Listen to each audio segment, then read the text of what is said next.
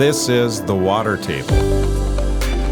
A chance to hear the agricultural side of these issues. A place for people to go find information and education. Water management is just going to become even more critical into the future.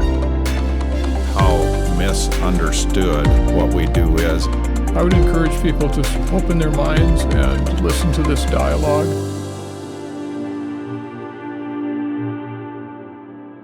Well, hi, everyone. Welcome back to the Water Table Podcast.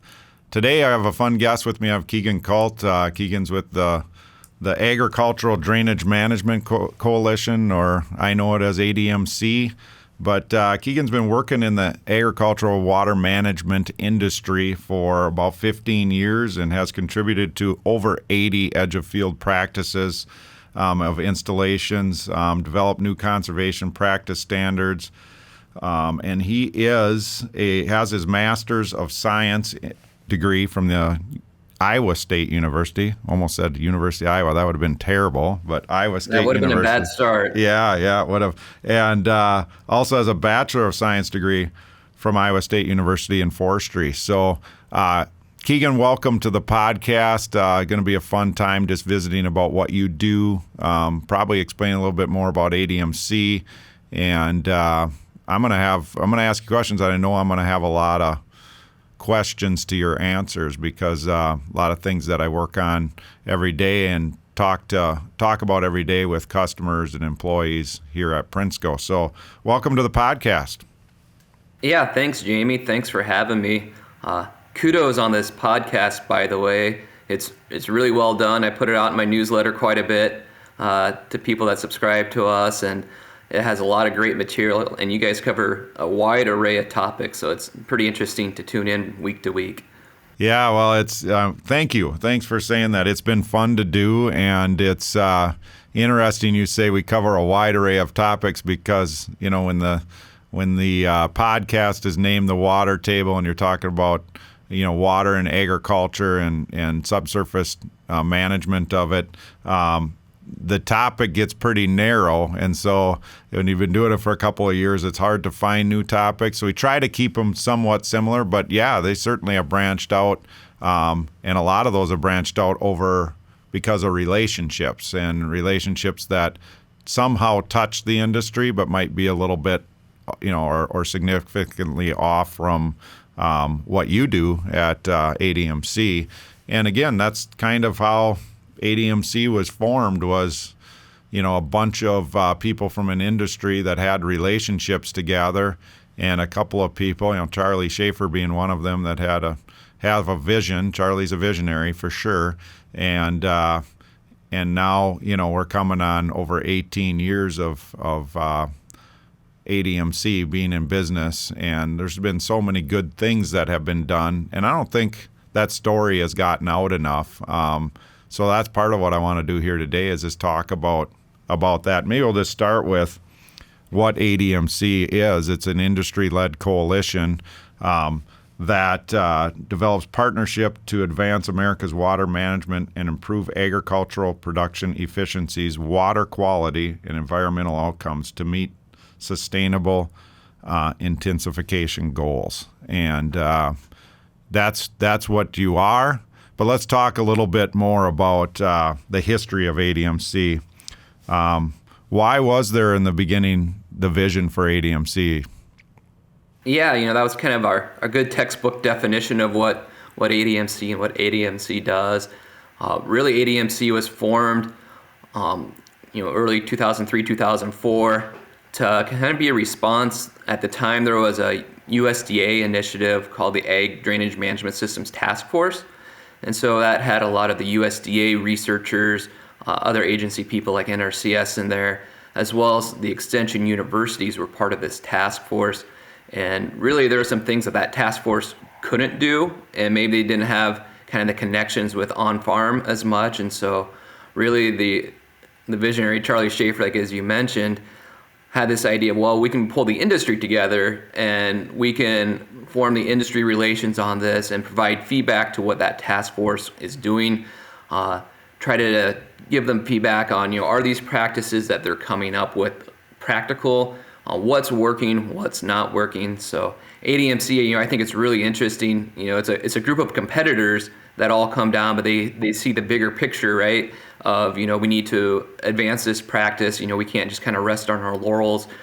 Drainage doesn't look the same as it did 100 years ago, and 20 years from now, drainage probably won't look the same as it does today. And so we're really about trying to advance what's the next generation of drainage going to look like, and how can we do it in a way that we can get outcomes that everybody wants to see. Yeah, and so you talk about the members. Many of them are competitors, not all of them. And I think there's around 40 members of this coalition. And what is the makeup of that membership? Yeah, so we have, a lot of the tile manufacturers, distributors, those are our members. Some of the engineering groups that are out there that work on the designs of these practices and maybe larger, county Maine type size projects. And then a lot of the contractor organizations and then contractors themselves. So we have a very close relationship with LICA and a lot of the state chapters of LICA, and we really value that relationship. Then also, of course, our contractor members. We get a lot of great feedback from them. They're the ones that actually get the work done and put into the ground. So how is ADMC funded, and how does that work when you only have 40 members? Yeah, so we're about 50-50 on membership support, and then also I have a lot of grant and contracted type work. It's changed a little bit. They brought me on as executive director 4 years ago, so the fall of 2018. And with that, that was a significant investment into kind of upping what ADMC was doing. It had been run without an executive director for a few years anyways, and so it was kind of run through the board, some projects that they'd contract off to do to advance what they're doing. But the board came together and said, maybe we should take that next step and try to make this bigger than what it is today. And so that's what we're doing. So getting back to the question on that funding, it's about 50% membership support, then 50% contracted work. And we really do value that membership support, because that's really what allows me to go out and build relationships and do things that I don't have a specific grant to do. And so that's what really expands our messaging. Sure. And when you talk about why ADMC and what you're doing, you got some pretty specific goals. Some of the goals around accelerating adoption and implementation of practices, and talk a little bit about your goals and what you see as over the years that you've been there as being successful, and what you're excited about when it comes to achieving some of those goals.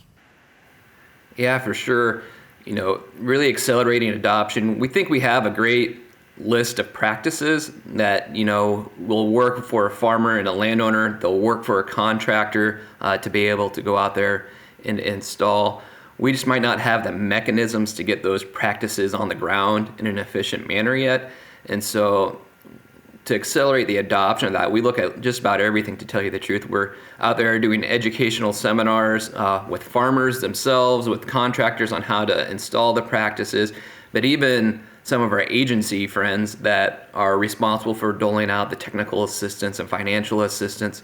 Some of these practices aren't really practices that they're comfortable with. It's not as easy to say, hey, let's go put a cover crop out there, or maybe a waterway is the kind of the classic practice that they're very good at doing. But some of this, working with the actual drainage itself, it's not their first language. And so going out there and trying to educate them that, hey, this is an option in this field is a big part of what we do. And then I talk a lot about practice delivery. We talk about wanting to scale everything up all the time, and that's always kind of the buzzword, but sometimes it feels like we're not really doing anything about that to actually get to scale. We kind of do the same thing over and over again in an ad hoc. I kind of call it random acts of conservation. So we're trying to figure out ways, well, hey, we talk about watershed approaches all the time, right? There's a lot of great watershed planning that's going on all over the United States. But when it comes to installing conservation practices, a lot of times it's still more in a one-off type manner. So we've developed some systems. You may have heard of the batch and build. I know you've talked about it a little bit on the podcast before, where we're really looking at, all right, we're going into this watershed. We know this watershed wants 100 of these saturated buffers to get put in place. How are we actually going to do that? We don't want this to take 100 years or 50 years to get there if we're only doing one or two at a time. And so we really try to figure out, well, let's make this as easy as possible for the landowner. Let's make it so the contractor wants to do the work, and let's make it as cheap as possible by building efficiencies of scale. Yeah. You talked a little bit in there about education, and, one of the goals of ADMC is to educate its members and the general public. And just want to talk a little bit about that, because that's one of the things that, as I started this podcast a couple years ago, that was important to me, is so many times what we do in subsurface water management and drainage water management is misunderstood. It's misunderstood even by people that you would think would know, a lot of people in agriculture, and they probably would understand it, don't always understand exactly what we're doing or why it works, but especially the general public. And so often over the years, I'd be frustrated with how do we communicate to our city cousins that, what we do is good for the environment, and what we do is needed when you start talking about things like cover crops and carbon sequestration. The need for subsurface water management is just going to grow, and there's going to be conflict there if there isn't that education and understanding. And I've been excited about, even though it's in real small spurts, about our ability here at the water table to speak to some of those people. We've had some comments.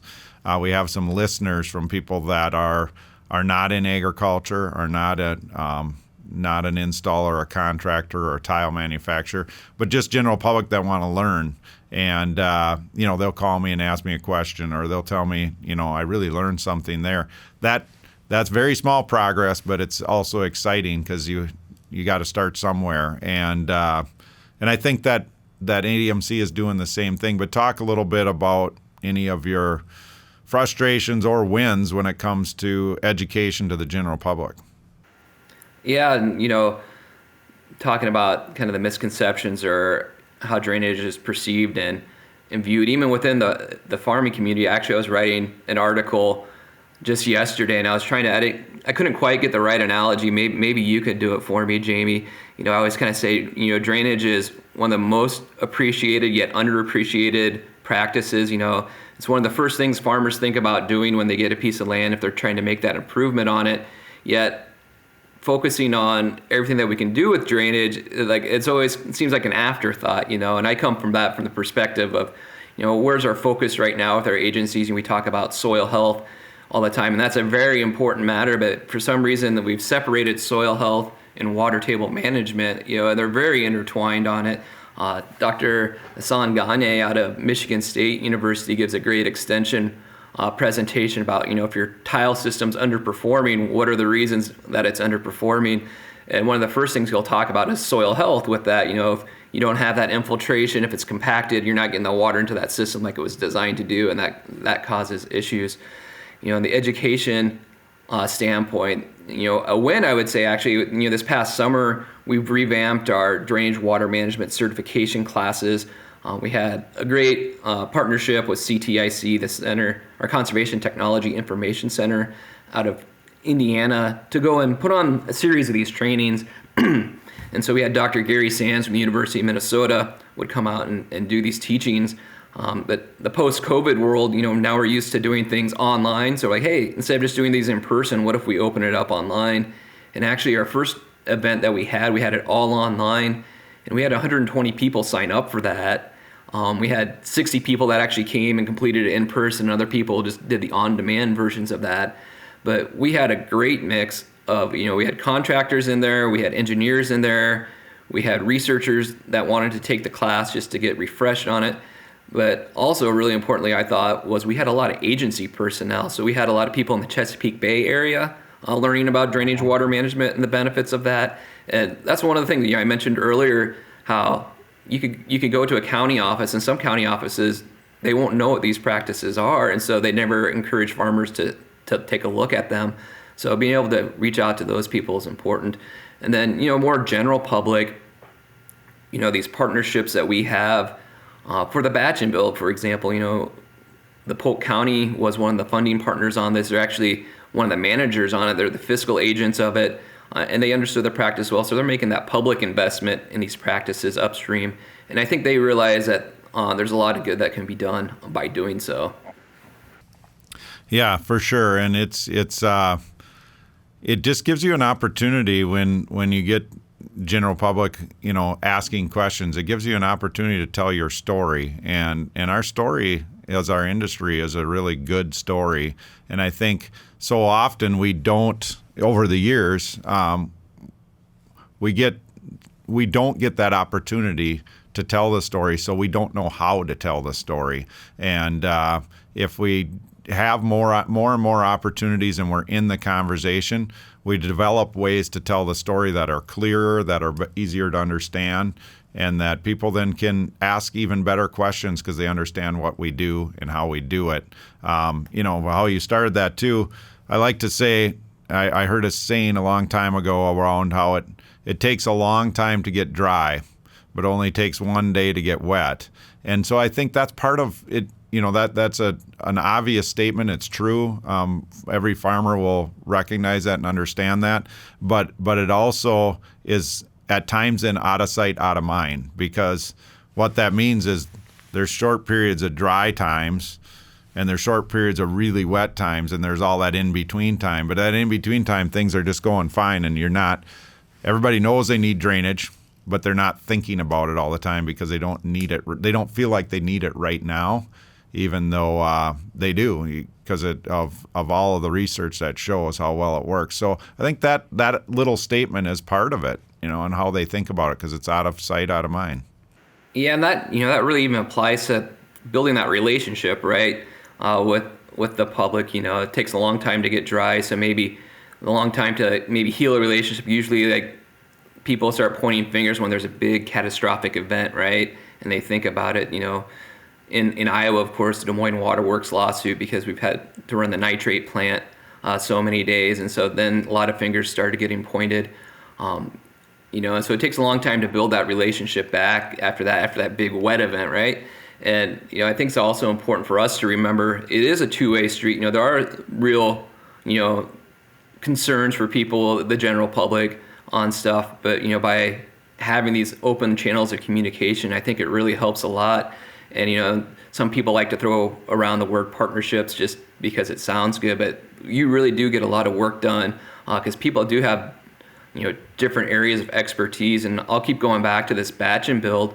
We're using one of the big innovations on that is, and it's really not that innovative, but it is for practice deliveries. We use a fiscal agent on that. And so we use a public entity that's used to dealing with infrastructure improvements, right? So a lot of the counties out there, they're used to doing public bid letting all the time, right? And this is something, one-on-one smaller conservation practices, it wasn't being done. That's something we could, we could rely on you, this public entity, for something that we're not really equipped to do ourselves. And they're like, oh yeah, that's no problem, and we could do it this way, and that way. And all of a sudden, we can get this paperwork in place, and instead of putting 5 practices in the ground over here, now we're putting in 50 in this area just because we expanded it so much, and it's really not that much bigger of a lift. Right. Yep. Let's switch gears here a little bit and tell me about the Conservation Drainage Network, and who they are, and how does that relate to ADMC, and how do you work together? Yeah, so this is another one of those things when I mentioned that membership really helps us build partnerships. So our membership dollars allows us to be fully integrated in this conservation drainage network. And really that's kind of the graduation of what that original Ag Drainage Management Systems Task Force was. And so we have a lot of the extension universities are members of this conservation drainage network. I'll list them, but I'll probably leave a few off. But so the Purdue's and Minnesota, North Dakota State, South Dakota State, Iowa State University, of course, Illinois, they're all involved in this network. So it's a lot of the researchers, involved in this realm of water management, both for production and for environmental responses, are involved in. Then we do have key agency partners too, with NRCS that can be affiliated with this, and USGS. And so it's really a way for the group of people that are in this realm to get together. It's not an official affiliation, I would say. There's no membership dollars to be within CDN. But the support to ADMC kind of lets us help push that drainage network forward behind the scenes to make sure everybody's everybody's staying on task and things are moving forward. Everybody has a full-time job. And so that's part of my full-time job is to keep CDN moving forward. So, just recently we've had a couple series of webinars that we've put on through CDN. And I think those are very successful. We had people all over the United States tune into them, even Canada, in the UK tuned into these webinars. And I think they were some of your guests on your podcast too. You could kind of see that relationship building. Eric Snodgrass there with Nutrien, who just has a phenomenal message. Of why all this stuff is important because we're dealing with it, right? And then Dr. Castellano gave the most recent one through this Conservation Drainage Network webinar series. Let's talk a little bit about that. That was a question I had for you. As the Dr. Castellano webinar was just in the last few days or in the past week, and there was some information shared there that was pretty exciting about drainage water management field test plots. Can you share that with us a little bit of what he said there?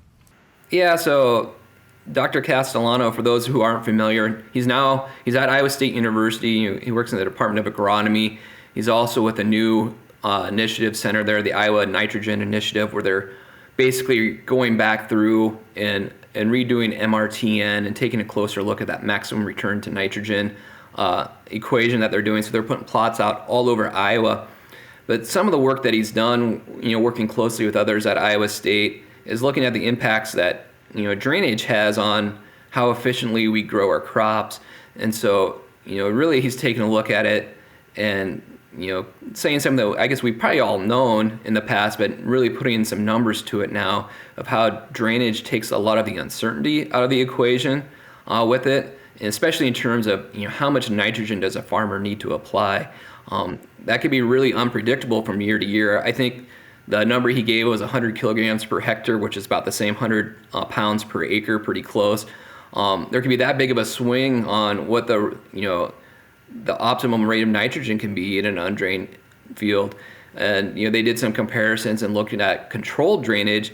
He was showing that they could take up to 75% of that annual variability out of the equation by using controlled drainage on those sites. And so, if you think about that in terms of, a lot of times we all know farmers, is a little bit of an insurance agent for them.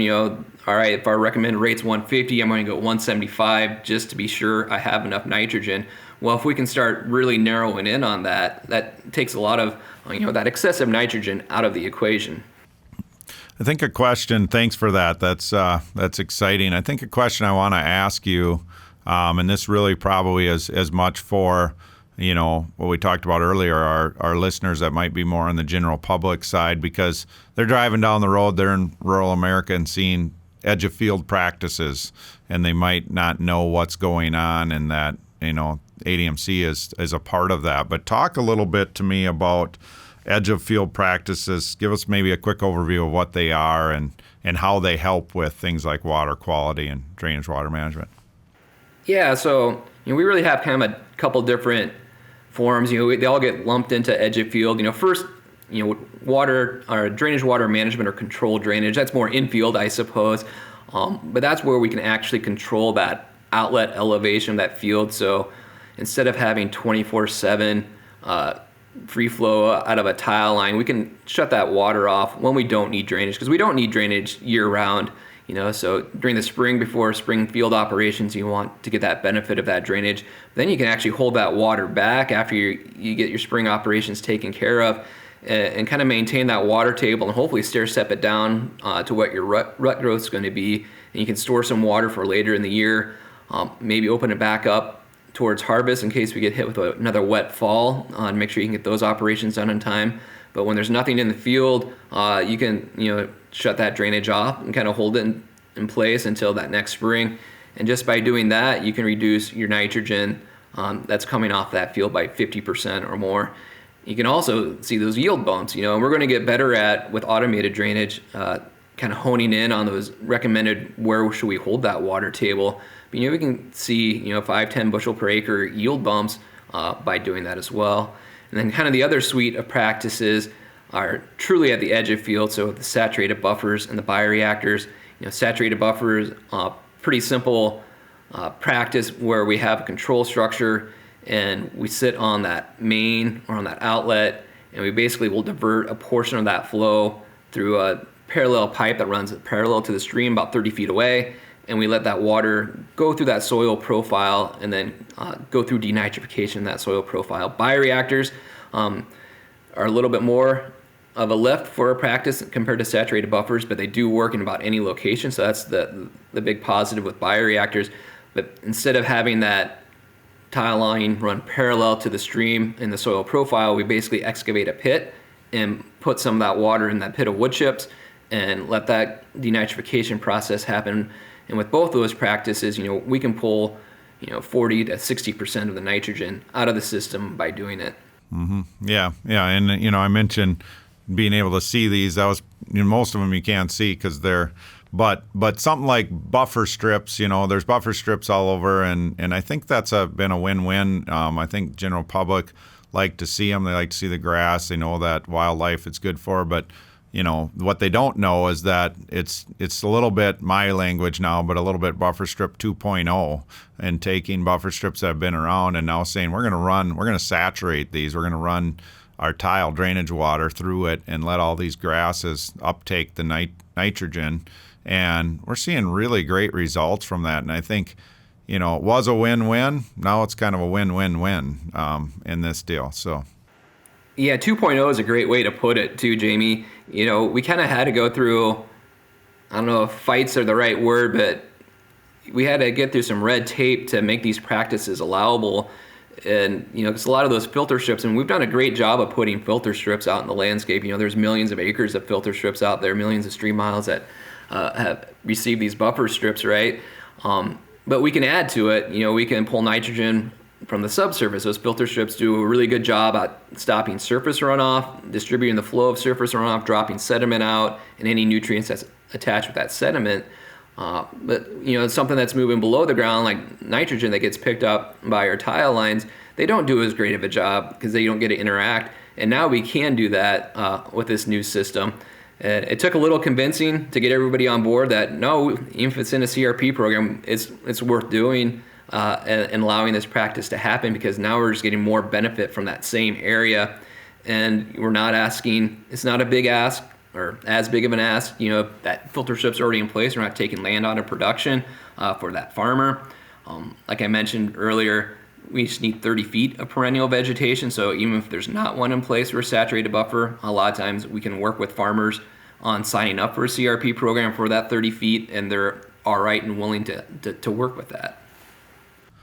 Couple weeks ago, as you mentioned, I had Eric Snodgrass on the podcast, and we talked, and you had him on a webinar a while back too, but talked about climate change and weather patterns, and talked to me a little bit about climate change and drainage water management. How do they work together? What's the relationship between the two, would you say? Well, yeah, one of the biggest drivers, at least here in the Midwest, that we're seeing, are those wetter springs, right? And so that's obviously one of the big reasons why we need to put the tiles out there in the first place, is to get that spring field operation, to give the farmer confidence that he or she can get out there when they want to. And I believe Eric gave the stats. We've lost 4 to 5 workable field days in Iowa and Illinois, and probably other places in the Midwest too, in the spring season. And so, think about those workable field days. That's when we need the drainage. But at the same time, we go into the summer and we're seeing higher intensity rainfall events. So, our rainfall totals might be the same or a little bit increased over the course of the year, but then we're seeing longer stretches in between rains. And so we've all seen that, right? Where we get these big rainfall events, but then it shuts off and we don't get anything for a long time, and our crops get stressed. So with drainage water management, especially with automated drainage water management now, we can capture some of that water. We can allow that bounce to happen, store it in the profile, let that water soak up into the soil a little bit more, and not worry about damaging our crops. Isaac Ferry from Crop Tech Consulting, he gives a really nice presentation. He works in Illinois, and he was showing in pictures one year, can't remember what year it was now, in his field, but they have the massive surface cracks that we all see, right, when you go out there. And he spoke about, well, then we get a nice 3-inch rain, and those surface cracks can go give a pretty direct path to that tile. So even though we got 3 inches of rain, they weren't sealed up because everything went down too fast. But then on his drainage water management sites, where he had the stop boards in place, it held that water back for a day or so, and it sealed everything up, and that's where he saw that yield boost. Yeah, it's really interesting, and I've been talking the last few days here in Minnesota, and I think it's happening, across the Midwest too. But how with this change that we've seen so many of the last 10 to 15 years, our springs have been cooler and wetter, and our falls have been drier and warmer, and then we've had really nice summers, warm. Consistent. We've gotten, for the most part, 2012 was 10 years ago already, but was a drought year. But the other ones, we've tipped on drought at times, but for the most part, rains have been timely or it's been wet.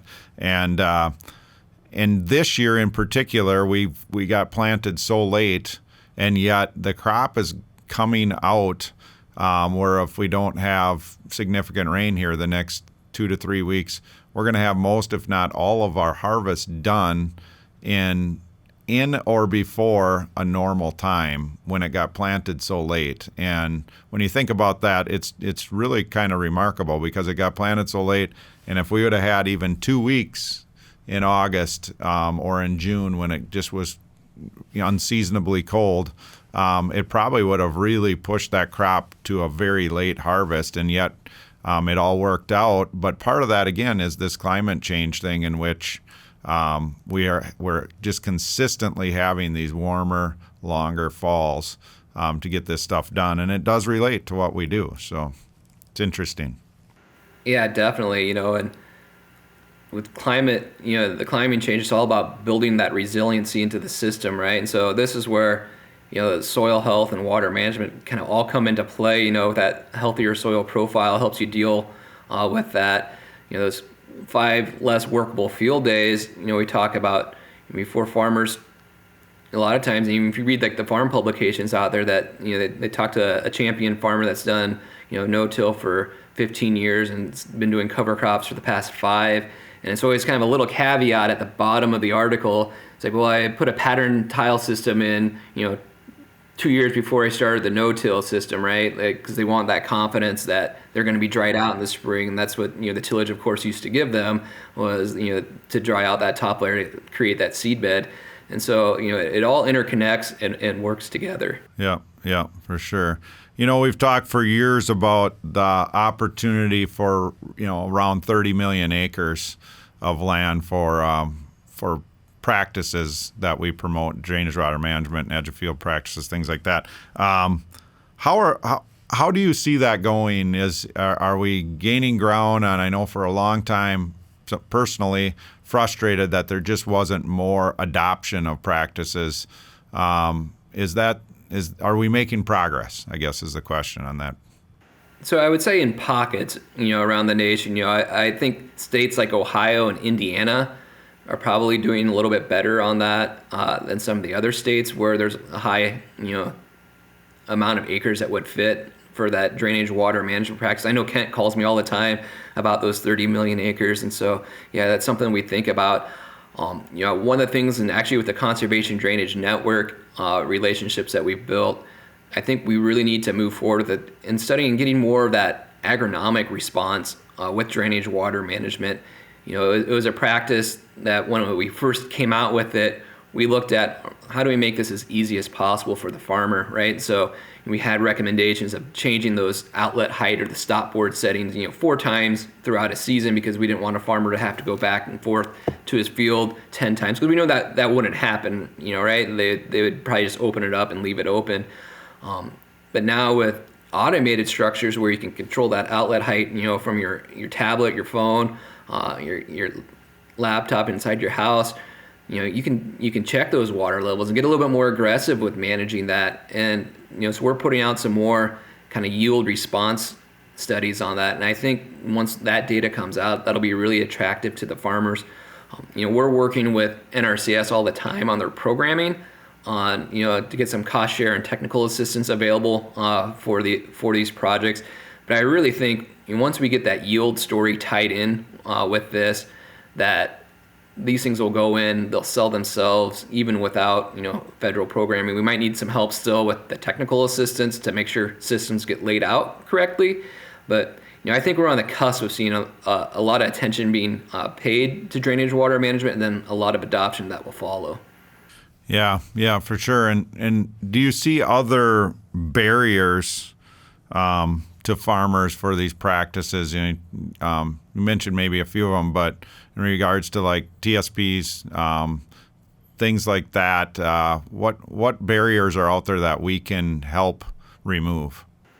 Yeah, so that technical service, it is a different layout. It's not overly complicated to lay out a drainage water management system, but it might not be as simple as a conventional drainage, system that gets put out there. So, we do a lot of work with educating contractors on that.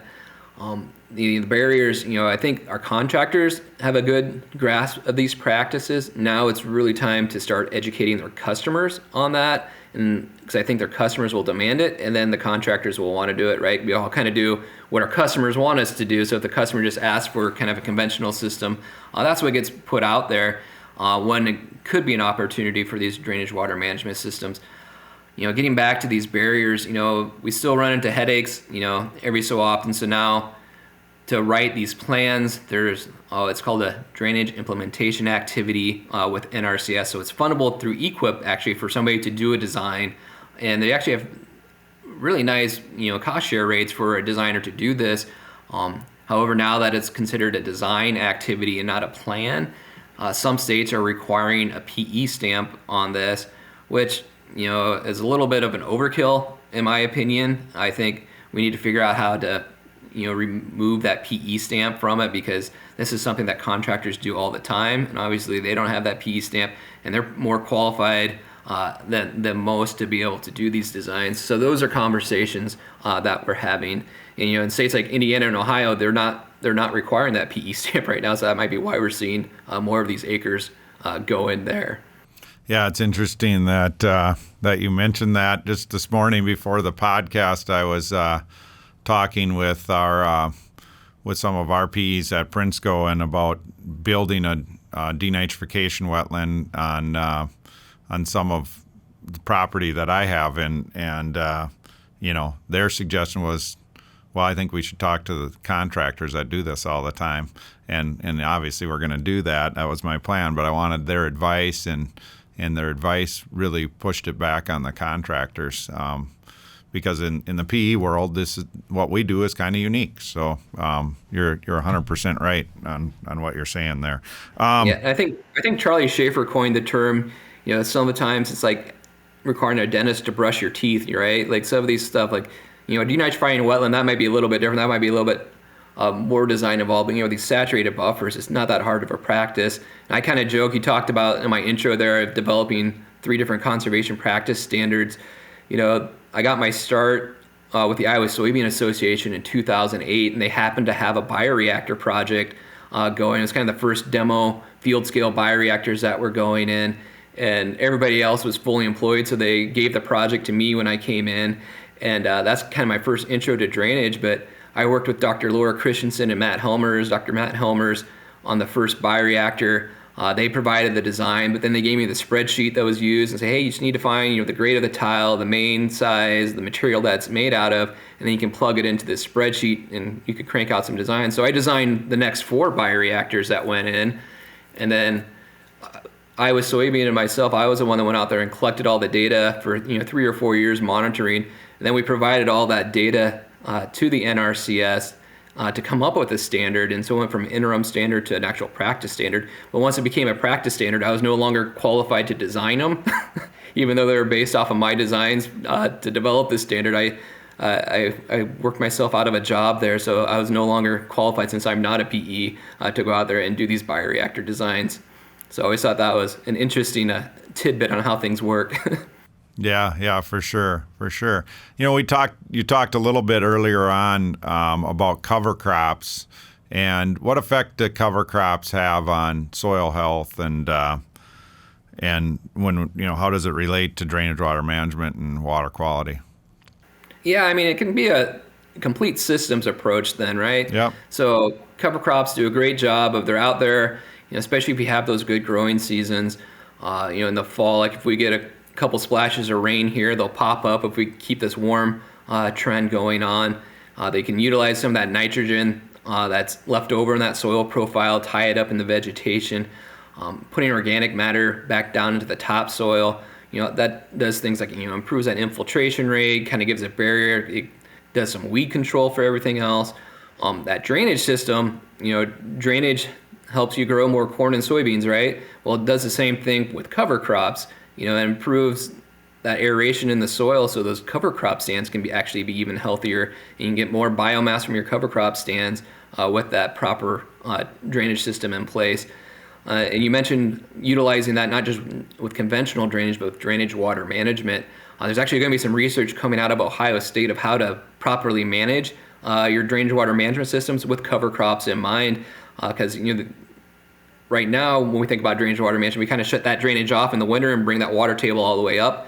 And so we want to know that we're not going to bring that water table up too high to maybe hinder the growth of those cover crops. So we might need to kind of tweak that management just a little bit to make sure our cover crops are still going to be healthy moving forward. Yeah, that's interesting. I'm curious to see what some of those results are. I think that's one area where mostly anybody involved in agriculture sees this coming and understands why on the cover crops.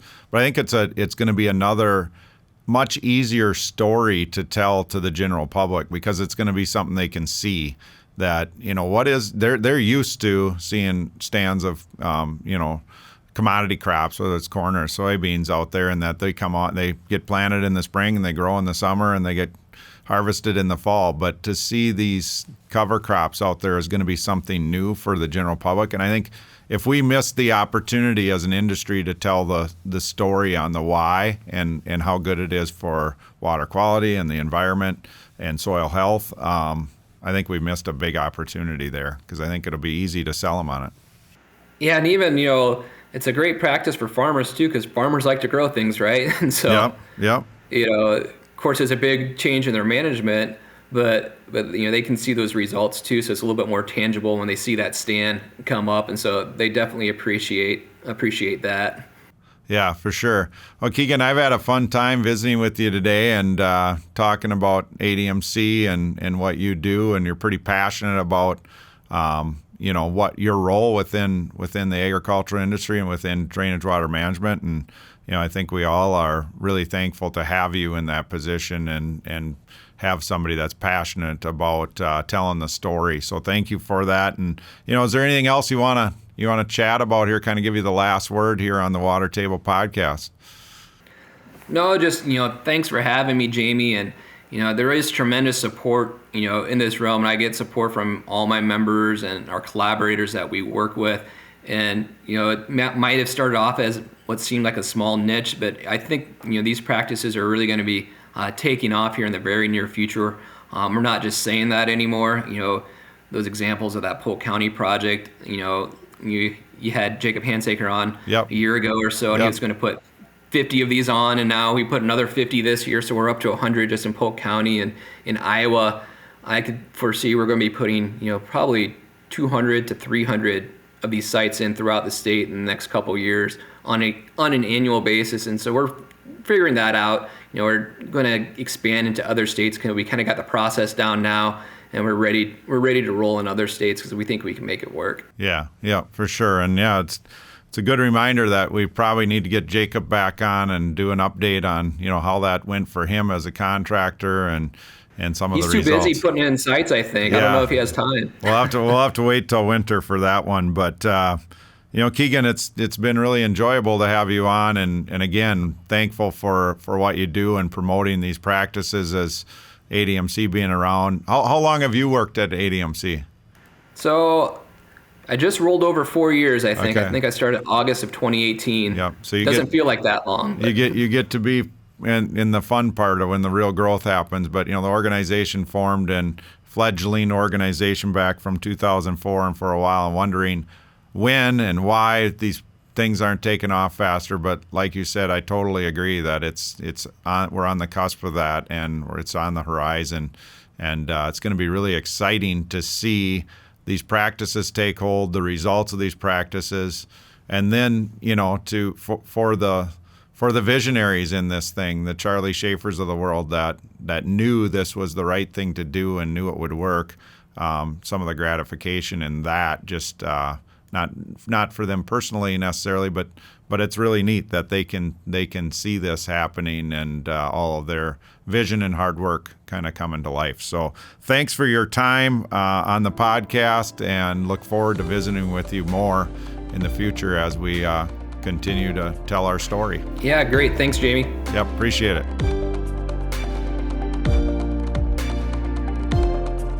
Thanks for joining us today on the Water Table. You can find us at watertable.ag. Find us on Facebook. You can find us on Twitter. And you can also find the podcast on any of your favorite podcast platforms.